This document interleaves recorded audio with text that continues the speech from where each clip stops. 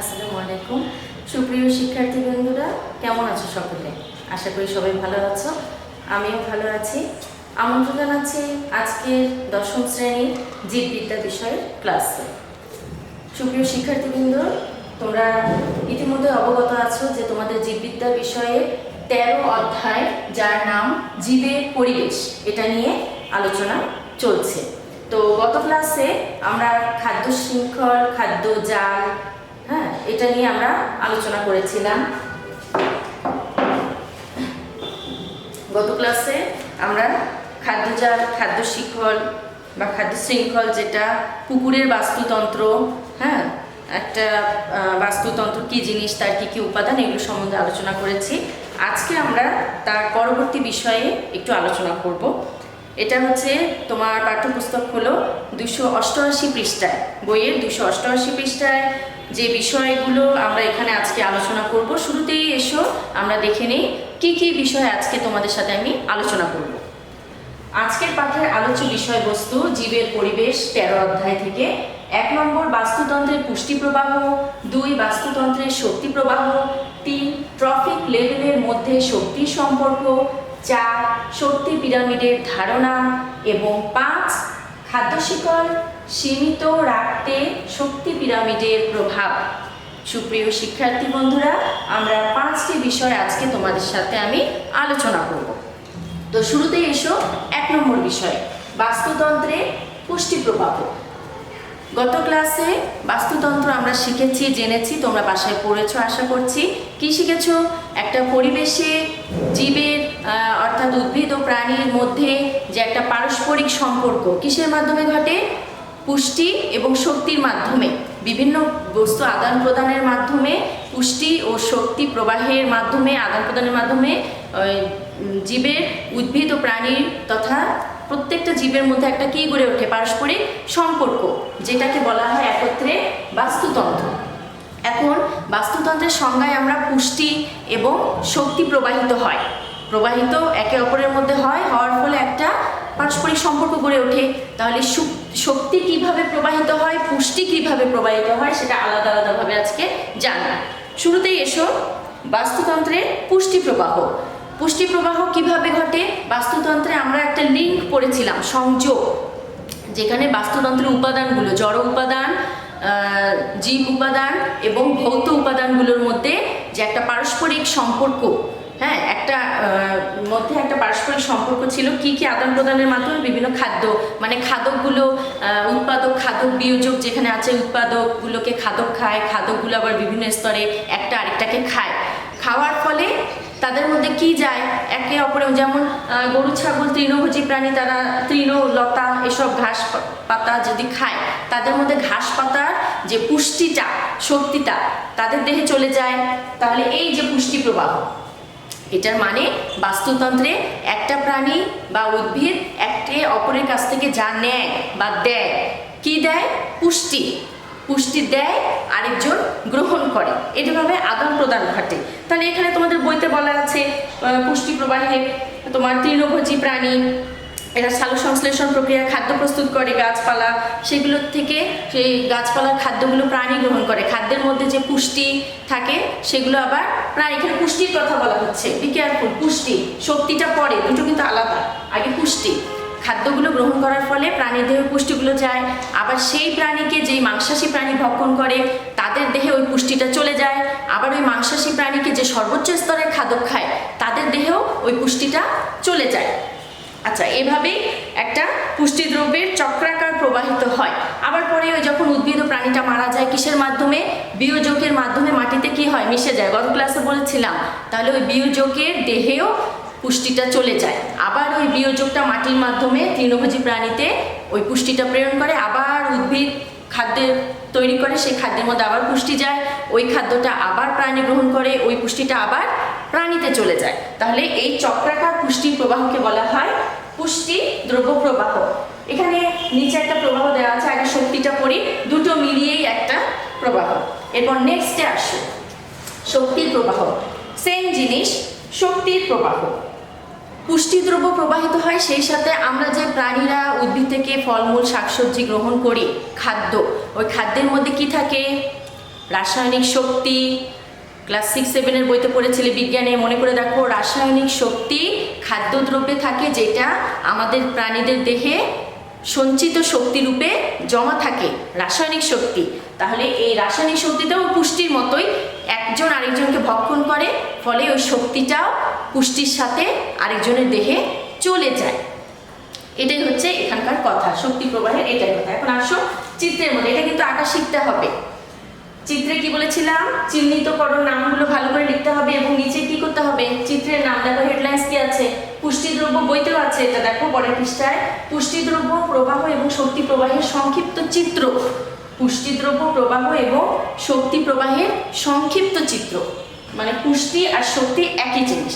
যে খাদ্যটা গ্রহণ করে সেখানে যে পুষ্টিটা থাকে, ওই পুষ্টির মধ্যেই শক্তি জমা থাকে।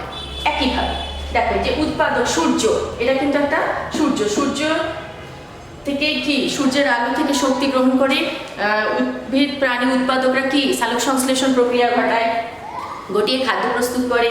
এই যে উৎপাদক, এখানে উৎপাদক শ্বসনে শক্তি ক্ষয় হয়, মানে উৎপাদক কিন্তু সবুজ উদ্ভিদ, তারাও শ্বাস প্রশ্বাস শ্বসন একটা কার্য, তাদের উদ্ভিদের মধ্যে কি ঘটে, শ্বসন, যেটা সালোক সংশ্লেষণের বিপরীত। শ্বসনে যে শক্তিটা ব্যয় হয় সেটা। এখানে তৃণভোজী প্রাণীরা আছে, এখানে বিয়োজক, এরা আবার মাংসাশী প্রাণী, মাংসাশী প্রাণী আবার শক্তি ক্ষয় হচ্ছে, মাংসাশী প্রাণীকে বিয়োজক আবার পুষ্টি ভাণ্ডারে পরিণত করছে। মানে আমি যে কথাটা বলেছিলাম বাস্তুতন্ত্রের যে একটা সার্কেল, যে তোমার প্রাণী বা উদ্ভিদ, সবুজ উদ্ভিদ থেকে তোমার সূর্য থেকে শক্তি নিয়ে খাদ্য প্রস্তুত করে, খাদ্য প্রস্তুত করে সেই খাদ্যটা আবার তোমার অন্য তৃণভোজী প্রাণীরা যখন গ্রহণ করে তাদের দেহে ওই শক্তিটা চলে যায়।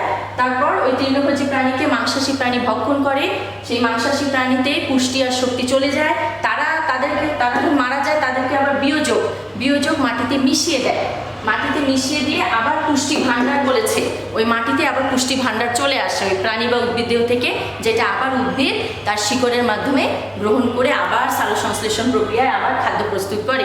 এই যে একটা চক্র, তাহলে পুষ্টিও হচ্ছে, একই সাথে শক্তিও সঞ্চিত হচ্ছে, পরিবাহিত হচ্ছে, তাহলে একটা প্রবাহ চক্র, পুষ্টি এবং শক্তি একই সাথে ঘটে। তাহলে বুঝতে পারছি, আমি আবার সামারিটা বলছি, বাস্তুতন্ত্রে উদ্ভিদ ও প্রাণীর সাথে যে পারস্পরিক শক্তি আর পুষ্টির যে আদান প্রদান, এটা একই সাথে ঘটে। খাদ্যদ্রব্যের মধ্যেই পুষ্টিও থাকে, শক্তিও থাকে, যেটা একজনের দেহ থেকে আরেকজনের দেহে সঞ্চারিত হয়, ফলে একটা চক্র, মানে ঘুরতেই থাকে, উৎপাদিত হয়, আবার ক্ষয় হয়, আবার উৎপাদিত হয়, এভাবেই চক্রটা চলতে থাকে। এবার আসো পরের পৃষ্ঠায় আজকের আলোচ্য পাঠের 3 নম্বর বিষয়, ট্রফিক লেভেলের মধ্যে শক্তির সম্পর্ক। বি কেয়ারফুল স্টুডেন্ট, ট্রাফিক কিন্তু না, ভুল করে কেউ আকার দিও না, ট্রফিক, এই যে বানানটা দেখো, ট্রফিক, টয় আকার দিবে না কিন্তু, কেটে দিবে, বায়োলজির বানান, বি কেয়ারফুল। ট্রফিক লেভেলের মধ্যে শক্তির সম্পর্ক কি? এখন ট্রফিক লেভেল শব্দটা নতুন, জিনিসটা কি? ট্রফিক, প্রথম লাইনে দেখো বলা আছে, খাদ্য শিকলের প্রতিটি স্তরকে ট্রফিক লেভেল বলে। তোমরা খাদ্য শিকল পড়েছ, খাদ্য শিকল বা খাদ্য শৃঙ্খল একটা স্টেজ, মানে একটা প্রাণী আরেকটা প্রাণীকে খাবার বা ভক্ষণ, মানে খাদ্যের স্তরগুলো নিয়ে একটা স্টেজ হয়।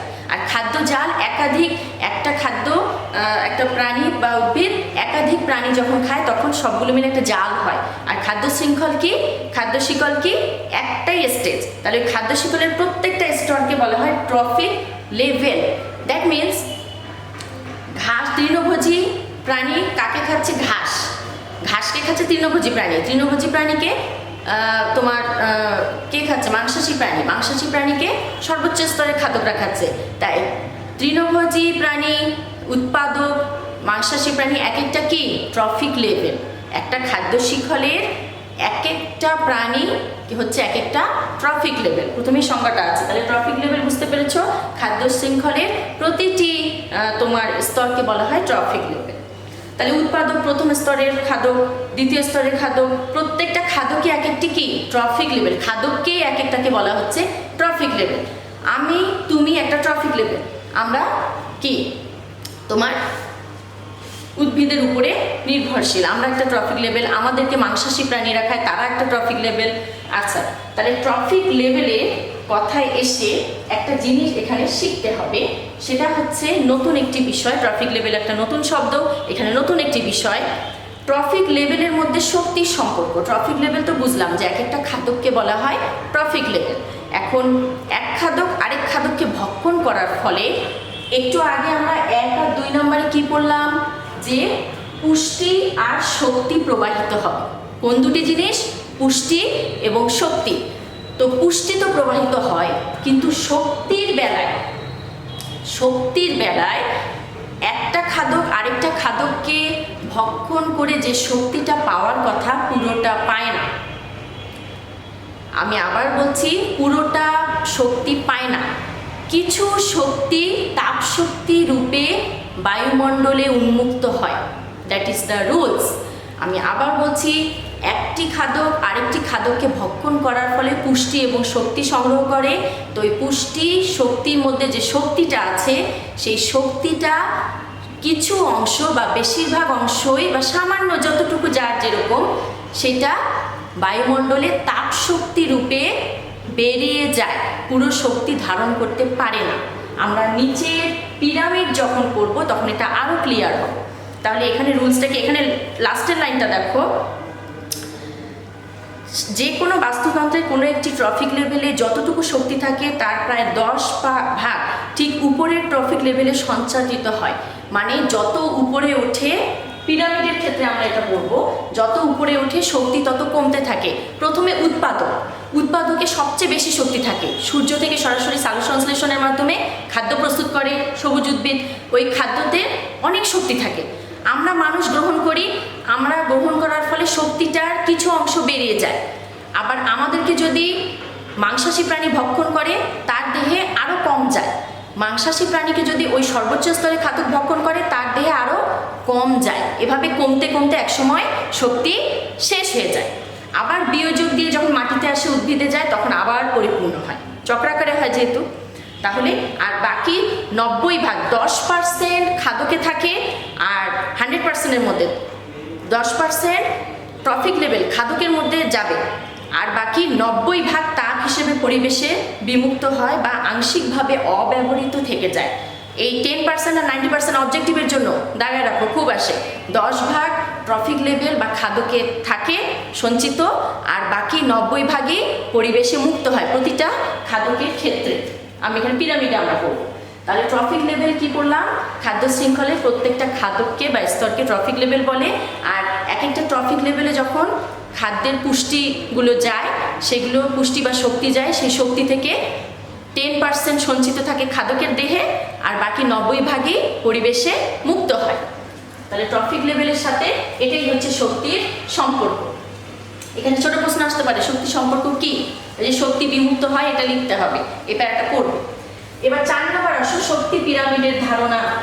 শক্তি পিরামিডের ধারণা দেখো, এখানে শক্তি পিরামিডের ধারণাটা, পিরামিড বলতে মরুভূমির দেশে পিরামিড, বালু ঝড় হয়, ওখানে বালু জমতে জমতে একসময় উঁচু 3 কোণা, এরকম পিরামিড। পিরামিড কিন্তু 3 কোণা, তোমরা বাংলা বইতে পড়েছো পিরামিড নিয়ে অনেক গল্প। তো এখানে পিরামিড 3 কোণা। এখানে কি করে হলো দেখো, এখানে শক্তির পিরামিড, এখানে চিত্রের মতো করবে। একটা পুকুরের ক্ষেত্রে দেখাচ্ছে। পুকুর হচ্ছে আদর্শ একটা বাস্তুতন্ত্র, তোমরা জানো। তো পুকুরের তলদেশে একেবারে কাদাতে আছে ফাইটোপ্লাঙ্কটন। ফাইটোপ্লাঙ্কটন মানে কি? উদ্ভিদ। তলদেশে যেগুলো ঘাস লতা পাতা, ফাইটোপ্লাঙ্কটন। তার উপরে থাকে কি? প্রাণীগুলো, জুওপ্লাঙ্কটন মানে ছোট ছোট মাকড়সা, পোকা, প্রাণী। এটা মনে রাখবে, ফাইটোপ্লাঙ্কটন মানে উদ্ভিদ, জুওপ্লাঙ্কটন মানে পানির জলজ প্রাণীগুলো ছোট ছোট। জুওপ্লাঙ্কটনকে আবার যারা ভক্ষণ করে তারা উপরে থাকে, তারপর মাংসাশী প্রাণী যেগুলো, যারা জুওপ্লাঙ্কটন, ফাইটোপ্লাঙ্কটন এগুলোকে ভক্ষণ করে, ছোট ছোট ঘাস পাতা, এগুলো মাংসাশী প্রাণী। তাহলে দেখো, আমরা ট্রফিক লেভেল মানে কি করেছিলাম? খাদ্য শৃঙ্খল যে হলো, একজন আরেকজনকে ভক্ষণ করছে, তাহলে এটা একটা কি হলো? খাদ্য শৃঙ্খল। তাহলে খাদ্য শৃঙ্খলের প্রত্যেকটা ধাপকে বলা হয় কি? এক একটা ট্রফিক লেভেল। তাহলে প্রথম ট্রফিক লেভেল ফাইটোপ্লাঙ্কটন, দ্বিতীয় উপরে উঠবে নিচ থেকে উপরে, দ্বিতীয় ট্রফিক লেভেল জুওপ্লাঙ্কটন, তৃতীয় ট্রফিক লেভেল জুওপ্লাঙ্কটনকে ভক্ষণকারী, এবং চতুর্থ ট্রফিক লেভেল পাংশাসী প্রাণী। ঠিক আছে, একটা খাদ্য শৃঙ্খল, তার মধ্যে এক একটা স্তর কি, এক একটা ট্রফিক লেভেল। ট্রফিক লেভেল, আমি আবারও বলছি আকার না কিন্তু, ট্রফিক। আচ্ছা, এখন এই শক্তির পিরামিডে কি পড়েছি, ট্রফিক লেভেলের সাথে কিসের সম্পর্ক আছে, শক্তির। আমরা 3 নম্বরে পড়েছি শক্তি মানে কি, তোমার একটাকে আরেকটা ভক্ষণ করবে। সেখানে রুলসটা কি বলেছিলাম, একটা আরেকটাকে ভক্ষণ করার ফলে 10% শক্তি যাবে আর বাকি 90% শক্তি কি হবে, পরিবেশে মুক্ত হয়ে যাবে। দেখো এখানে ফাইটোপ্ল্যাঙ্কটনে তাহলে 100% শক্তি আছে, 100% শক্তি ফাইটোপ্ল্যাঙ্কটনে আছে। তারপর ফাইটোপ্ল্যাঙ্কটনকে যখন জুওপ্ল্যাঙ্কটন খাচ্ছে তখন জুওপ্ল্যাঙ্কটনে 10% শক্তি আর বাকি 90% চলে গেছে। কোথায় চলে গেছে, কিভাবে চলে গেছে, তাপ শক্তি আকারে বায়ুমণ্ডলে মুক্ত হয়েছে। আচ্ছা, এবার জুওপ্ল্যাঙ্কটনকে ভক্ষণকারীর আছে 1% মাত্র। শক্তি আস্তে আস্তে কি হবে, কমে যাবে, কেননা বেশিরভাগই কি হয়ে যাচ্ছে, বায়ুমণ্ডলে চলে যাচ্ছে। তাহলে জুওপ্ল্যাঙ্কটনে 10% আছে, আবার জুওপ্ল্যাঙ্কটনকে যারা ভক্ষণ করছে তাদের আর 1% আছে, বাকি 90% চলে গেছে।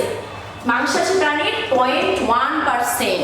তাহলে শক্তি 100 থেকে কমে একেবারে কি মাংসাশী প্রাণী। আবার মাংসাশী প্রাণী যখন মারা যাবে তখন সেটা নিচে পড়বে, নিচে বিয়োজকরা পুকুরের তলদেশের মাটিতে তাকে কি মিশিয়ে ফেলবে, মিশিয়ে ফেলে আবার পূর্ণ শক্তিতে পরিণত করবে। তাহলে দেখো এখানে এক একটা ট্রফিক লেভেল, খাদ্য একটা শৃঙ্খল, সেখানে শক্তি একজন আরেকজনকে খাওয়ার ফলে শক্তিগুলো কি হচ্ছে, তোমার পরিবেশে বিমুক্ত হয়ে গিয়ে কমে যাচ্ছে।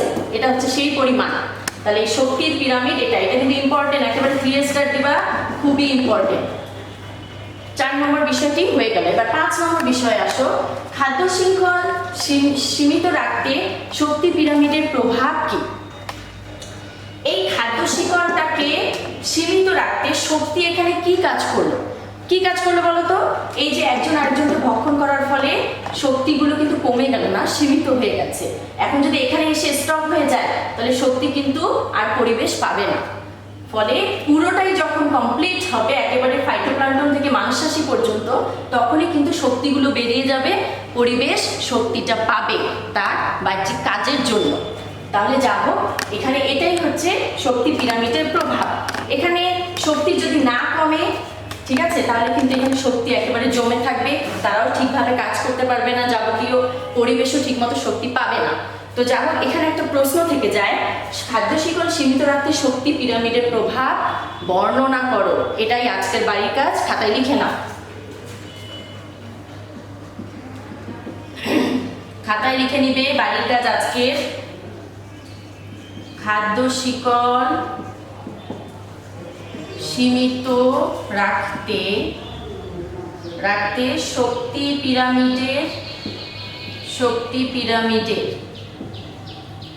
শক্তি পিরামিডের প্রভাব বর্ণনা করো। খাতায় লেখো।